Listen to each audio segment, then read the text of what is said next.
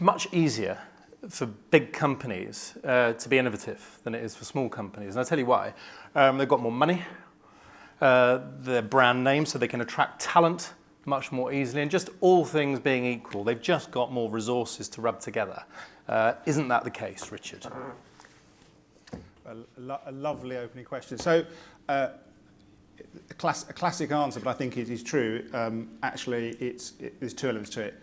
Yes, I'd agree with all those points in part. Yeah, there are definite advantages of scale and size, but with that scale and size comes the internal structure, perhaps awareness of risk, perhaps over-awareness of risk, that then sort of perhaps can scale back some of that innovation. Yep. And I think sometimes I look at some of the smaller entities out there with real sort of jealousy and think, crikey, you can move that much more quickly and speedily and react. And so what is just an example of a technique that works within HSBC to really get creativity fizzing in terms of innovating? What works? It's a risk of sounding cliche, but at the moment, because of the turmoil in some of the turmoil in the industry and that regulatory pressure and some of the scrutiny that's coming on, it's actually focusing on the customer. And I think in the last couple of years, particularly in my space, in that small business space where you're talking about volume and innovation is quite often the key to some of these solutions, it's if you can pull out that as a true, genuine customer benefit that proves that we're doing the right thing by the customer or helping the customer, that can cut through some of that internal red tape quite quickly. Okay, and I doubt many of your peers would disagree. I'm as interested in a technique you almost use internally to say actually where there was tumbleweed in the creative departments. Now there's a lot of fizzing going on. So I'm just thinking of practical things you have seen work internally where you reflect and go, this is more like it, this is what we want. So over the last 18 months, I think what's started to happen is bringing in sort of smaller in relative scale entities inside the business, sort of opening ourselves up a little more, taking that risk and allowing them to see some of the challenges we've got and just laying it bare and allowing them in and allowing them to see some of our internal challenges, not just as here's the problem, here's actually our problem, getting it delivered. Okay, how do you see that question, Sean? I agree it's easier to get going in a large organisation because there's more resources, but then once you get going, you have to work very hard at convincing the organisation that you're not crazy. So as you are innovating, you spend as much time convincing internal stakeholders that you haven't gone bonkers as you do actually trying to build whatever you're building. Yeah, and what's a technique that you now know works for getting that internal momentum for what some might see as riskier ideas? So just like a startup company, you still need the passion of a founder inside a large organisation to drive change. So inside Barclays, I think we have at least 3 distinctive things that are going on in the external market. We have Eagle Labs, which we started about a year and a half ago. We have our RISE programme. And Eagle Labs are maker labs, aren't they? They are, actually 3D print and do stuff. They are many things. That's the most visible thing, most tangible thing, but there are many other things as well. They're co-working spaces. They're trying to encourage entrepreneurship in local communities. Yep. We have our RISE program, which is trying to accelerate fintech companies, which I think we're the first bank to do that. Okay.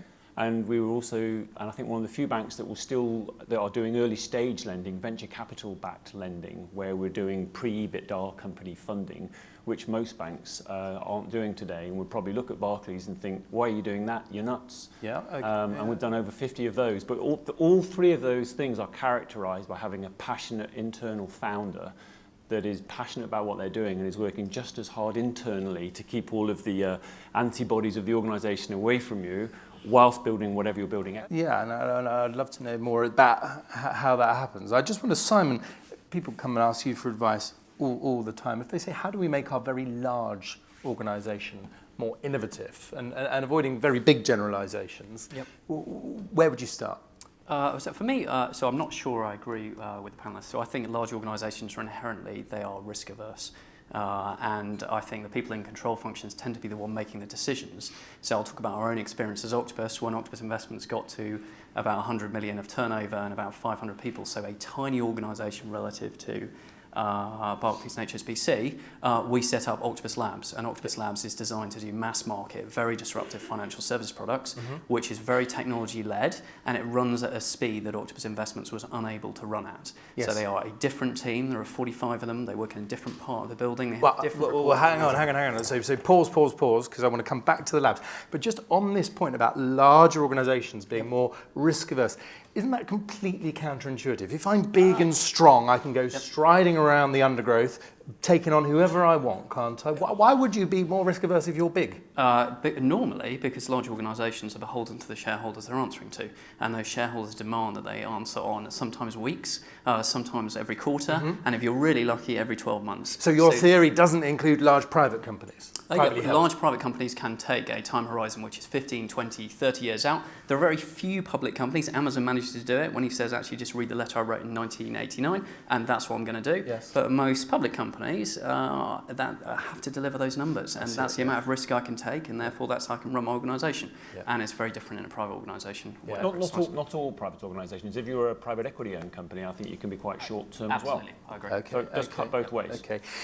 Forgive me, let's come back to the labs, and I'd be interested to know why you didn't put it right at the heart of everything you're doing and fizzing and cross-pollinating everything else. Why is it some sort of skunk works? Right, so for me, and I think if there are anyone who's building a fintech organisation at the moment, what I would say is I think the people that are going to win in the fintech space will have a foot in both camps. So they will have a foot in the camp of brilliant user experience, zero friction, that is what Labs is building, but then they will leverage off the skills that come with being a traditional business, whether that is an HSBC, whether it's a Barclays, whether it's a Munich Re in the insurance space. You must have those skills. And you're talking there about attracting great people? No, not necessarily, because I think these people can attract great people. What they don't have, so if I look at choose a part of the market, choose peer-to-peer, they don't have lending expertise, they don't have credit expertise, they don't have distribution, they don't necessarily have governance and process that the regulator is comfortable with.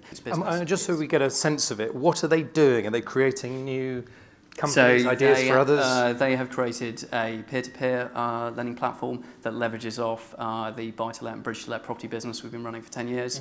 They've just introduced a cash product which launched a couple of weeks ago, which is looking to effectively banks who want to outsource their deposit raising to us. Okay. What's the closest thing you've got to labs then, Sean? So we've got, I think, 3 experiments going on. We've got Eagle Labs, which has it in the name, and that is more of an integrated inside the business. We have a separate fintech accelerator where it's decisively outside of the business, so we've consciously put it at arm's length, so that they don't interfere with the core of what Barclays is about. And that's Rise. And then we have our high growth lending program, which is very much totally inside the organisation, and they all suffer from pluses and minuses. If it's too tight, then the organisation tries to strangle it, and if it's too far away, nobody feels like they own it. And I wonder if either of you, and indeed you, Sam, gaze at another industry and say, God, knowing what we know about banking here, there is an industry over there where regulation could really go hand in hand with innovation. If you were going to place a few bets, any other industries you would be looking at? So I think energy, there are lots of parallels between energy and financial services. They're both hugely complicated industries. In both those industries, the customer doesn't like the interaction. So I read the other week that 80% of customers would rather go to the hygienist than engage with a financial services company, which is a pretty low bar. But the energy world has changed more quickly. So if you go back 10 years, there were 6 big suppliers. They had 90-odd% of the market. Now there are 45 suppliers, and they're really disrupting. So there are hundreds and hundreds of thousands of customers leaving the big 6 every single quarter. That is a brilliant thing for customers. There's better transparency, there's better servicing, there's better pricing, it's more competitive. And last thing you want to do if you're a customer of an energy company is call the bloody company up. It's also changing into the manufacture of energy and the distribution of energy. But also you've seen with a number of the energy resellers, depending on how they set up their hedging, some of them can go bust pretty quickly if you're not very careful. So that is a fascinating industry to watch it evolve. No, I was just going to say, and what it does is for the big entities, which is what's going on in our industry at the moment, it forces them to adapt and innovate themselves, and it creates that it sparks the industry to innovate and to recreate or take different direction. Otherwise, in 5-10 years, some of the big guys won't be there. Do you look at the businesses you're working with and say, look, when it comes to government, policy, everything else, just treat it like the weather. There's very little we can do about it. Or is there an extent to which you see them getting engaged, getting involved? I think you have to engage with them 100%. And if you don't, you run the risk of them not liking what you're doing, coming over to your place and shutting you down. Yeah. So you have to totally engage with them 100%. And But how pointy does that get? I sign a petition, a campaign, I meet a politician. I mean, it has to be very collegiate, and you have to work very closely with them and accept that the truth is somewhere in the middle. And sorry, just them as policymakers. Yeah. Yeah. Okay. Yeah. How do you see that, Richard? Yeah, I agree. You know, it's the intent is sound, and actually you can't step away from it. It's about engagement, and you know, again, it's cliche, but partnership and working with. I think the phrase "the truth somewhere in the middle" is usually the case, but it's positive engagement. What single thing could we do that would ease the burden or increase the scalability of the companies you're looking after, the companies you see? And I'm springing this on you, I know, but what starts to bubble up? What sort of answer would you start to give? I think you need three things. So you need three things to build a great ecosystem where you can build enormous companies. You need ambition, you need access to capital, and you need a really diverse group of talented people. The UK is very fortunate it has all those three elements today. Brexit, the risk with Brexit to me is you lose one of those elements. You lose access to the really talented people. Right. That will make the UK less competitive. People should be screaming about it. It will make a massive difference. If she was listening, that's what we should tell her. Okay, and you end up then pointing her towards immigration visas exactly and right. so on. Okay. Education. It is education as well. So we hold many customer forums, and you talk to those small businesses, and we collate the information. So we got the sort of evidence behind it. That the biggest challenge is recruitment of good quality people that have talents and skills, and I think that comes back to education. Yeah, and is there a risk that we end up letting the government off the hook? They say, well done, everyone, you're doing brilliantly, good luck with the recruitment stuff. Or actually, do you turn back and say, there's something you can do, actually? I think the whole tech industry has been very engaged with the government in telling them, you know, the impact, the dangers of Brexit.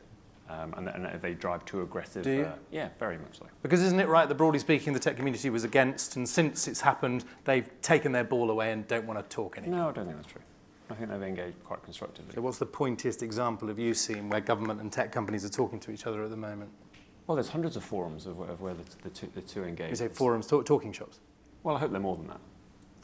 But we might want to get involved. I would like to get involved, but where, and suggestions welcome over drinks, but where would we direct our energy and efforts if we wanted to be actors in this? Well, there are many conduits, I think. So Tech London Advocates has quite an active dialogue into Yes. them. Tech UK has an active dialogue into them, and you just have to hope that people have ears and will listen. And I just want any lessons you've learned or advice really that you particularly give maybe to the literally hundreds of thousands of companies you look after if they're going into a potential partnership with the big company.